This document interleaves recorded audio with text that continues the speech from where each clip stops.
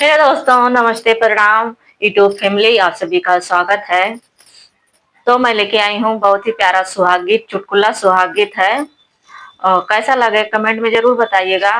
आप लोग कमेंट ही नहीं करते, कमेंट में अगर बताएँगे नहीं कि गीत में मतलब गलती क्या हुई, अच्छा क्या है, क्या खराब है, आप लोग बताते ही नहीं हैं कि ताकि हम उसमें सुधार कर सकें, उसको सही ढंग से गा सकें। आप लोग बताइएगा तभी हमें पता चलेगा दोस्तों। तो शुरू करती हूँ आज के ये गीत, सुनिएगा बहुत ही प्यारा है। माई तो से पूछो रे नाना दी चिरैया, रे नाना दी चिरैया रे ससुर कै रहना बताऊ रे लाला नावा रे ससुर कै रहना बताऊ रे लाला नावा कि मई तो से पूछो रे नाना दी चिरैया रे नाना दी चिरैया रे कैसे बाट ससुरे कई लोग रे लाला नावा रे कैसे बाट ससुरे कई लोग रे लाला नावा ससुरु तई बाटई मोरे बन के सियरवा रे बन के सियरवा रे राति दिन करेले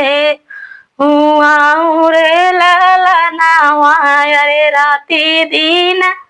करेले हुआ रे लाला नावा कि ससुर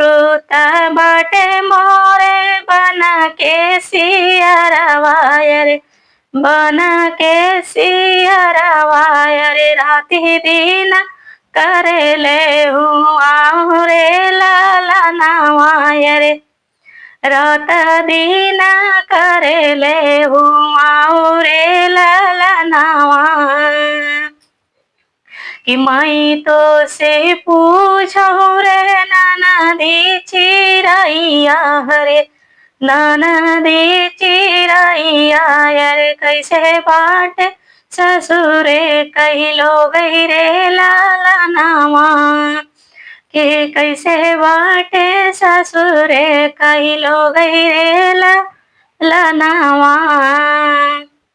अरे जेठाउता बाटे मोरे बन के लंगूरवा रे बन के लंगूरवा रे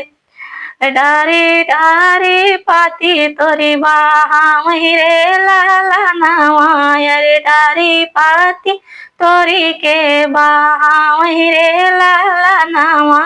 रे जेठाउता बाटे मोरे बन के लंगूरवा रे बन के बनरवा रे डारी पाती तोरी के बाहा रे लाला नावा रे डारी पाती तोरी के बाहा रे लाला नावा कि मई तो से पूछो रे मई नाना दिया रे मैना नाना दिया रे कैसे बाटे ससुरे के लोग रे लाला नावा रे कैसे बाटे ससुरे के लोग रे लाला नावा अरे देवरूता बाटे मोरे घर के ही चूहवा रे घर के ही मूसवा रे दिन राती कुटुर कुटुर करई रे लाला नावा रे दिन राती करई कुटुर कुटुर रे लाला नावा अरे देवरूता बाटे मोरे घर के ही चुहावा रे घर के ही मूसवा की दिन राती करे कुटुर कुटुर रे लाला नावा रे दिन भर कुटुर कुटुर करे रे लाला नावा कि मई तो से पूछो रे नाना दी चिरैया अरे नाना दी चिरैया अरे कैसे बाट सजना तू हरे रे लालनवा कि कैसे बाट पियाऊ तू हरे रे लालनवा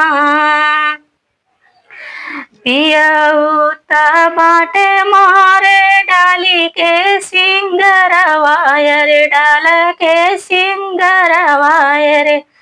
घोड़ावा से चले लाला कारी रे लाला नामा